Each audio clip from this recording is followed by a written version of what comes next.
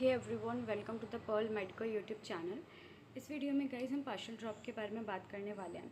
तो आप लोगों ने डिसाइड कर लिया है कि पार्शियल ड्रॉप लेना है, कंप्लीट ड्रॉप लेना है। और जिन्होंने भी कंप्लीट ड्रॉप का डिसाइड किया उनका तो सॉर्टेड है, लाइक ऑनलाइन कोचिंग या ऑफलाइन कोचिंग कुछ ना कुछ ज्वाइन कर रहे होंगे जिससे उनकी फर्दर स्टडीज़ हो पाए।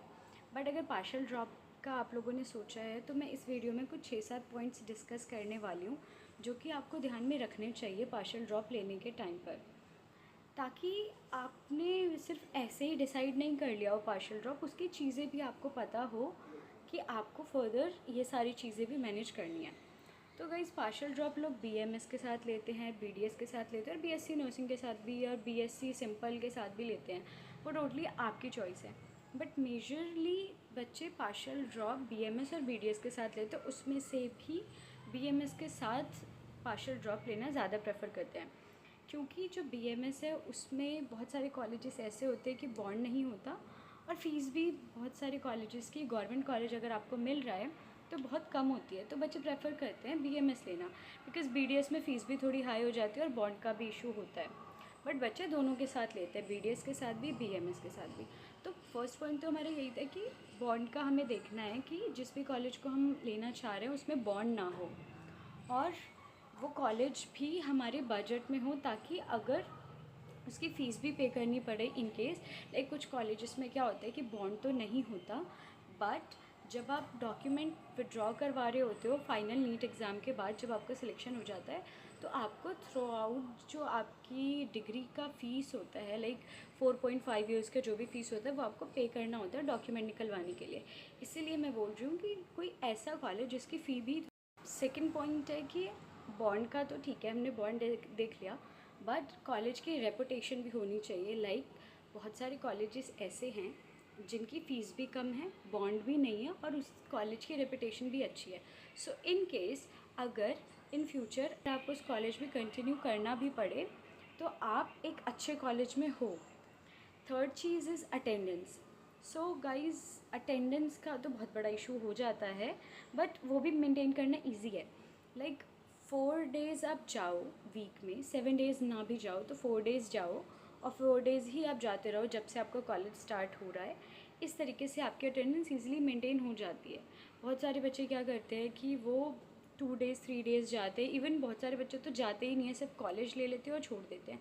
बट बाद में चीज़ें हो जाती हैं कि अगर नहीं हुआ सिलेक्शन तो हम पार्शियल ड्रॉप ले ही क्यों रहे होते हैं। हमारा पार्शियल ड्रॉप लेने का मतलब होता है कि इन केस अगर हमारा सिलेक्शन ना हुआ तो हम उसको कंटिन्यू कर पाए। तो अगर आप अटेंडेंस मेंटेन नहीं कर रहे हो तो बैक लगेगी, बट बैक नहीं लगनी चाहिए, इसीलिए आप बैक ना लगे इसलिए आप 7 डेज़ में से 4 डेज़ जाओ, जिससे आपकी अटेंडेंस मेंटेन रहेगी। फोर्थ पॉइंट इज़ कि अगर आपने कोई कोर्स लिया है लाइक बीएमएस और बीडीएस, उसके एकेडमिक्स को कैसे मेंटेन करें, उसके एग्ज़ाम्स को कैसे मेंटेन करें, तो आप कॉलेज जाओ प्रॉपरली, जो भी आपने डिसाइड किया है कि वीक में आपको 4 डेज़ जाना है, लेक्चर्स लो प्रॉपर और ट्राई करो कि आप उन लेक्चर्स को इतने ध्यान से सुनो कि आप वहीं पर मेजर चीज़ें ग्रास्प कर जाओ। ठीक है, वहाँ पर आपको ये नहीं सोचना। बहुत सारे बच्चे ऐसे पार्शियल ड्रॉप लेकर कर रहे होते हैं कि टीचर जो बता रहा है सामने वो भी सुन रहे होते हैं या फिर वो सुन नहीं रहे होते बेसिकली, और नीट का अपना प्रिपेयर कर रहे होते हैं। उससे क्या होगा कि आपकी बीएमएस तो हो ही नहीं रही या बीडीएस जो भी आपने लिया है वो तो हो ही नहीं रही, पर नीट का भी आप प्रॉपरली उस कंसंट्रेशन से नहीं पढ़ पा रहे हो। तो उस टाइम पे मेरा ये मानना है कि आप उस टाइम पे जो भी कोर्स आपने परस्यू किया है उसका प्रॉपर ध्यान से सुनो, ताकि मेजर चीज़ें आपका 80-90% वहाँ पे ग्रास्प हो जाए। एंड देन आप रूम पे आओ और रूम पे आके जस्ट आपको कुछ नहीं करना है, उस जो भी आपने सुबह मॉर्निंग में पढ़ा है, कॉलेज में जो भी कुछ पढ़ा है उसका आपको कुछ नहीं पढ़ना, क्योंकि आप ऑलरेडी 70-80% ग्रास्प कर चुके हो। अगर फिर भी आपको लगता है कि आप भूल ना जाओ तो आप 1 घंटा दे सकते हो कि जस्ट रिकॉल कर लिया जो भी पढ़ाया, बस वो कहते नहीं पन्ने पलट के देख लेना कि एक्चुअली में पढ़ा क्या, बस वो कर लो। एंड देन उसके बाद आप पूरा टाइम नीट को दो। अर्ली मॉर्निंग उठो या लेट नाइट पढ़ो, ये आपके ऊपर है, बट आप जो भी कॉलेज के बाद का टाइम है वो नीट को दो। एंड जो आपको 3 डेज़ मिल रहे हैं वीक में, 4 डेज़ के अलावा, जब आप 4 डेज़ कॉलेज जा रहे हो बट 3 डेज़ कॉलेज नहीं जा रहे हो, तो उस टाइम पे आप नीट का पढ़ो। आप डिसाइड कर सकते हो कि लाइक संडे को मैं नीट का इतने सब्जेक्ट का टेस्ट दूंगी, टेलीग्राम पे आपको टेस्ट मिल जाते हैं।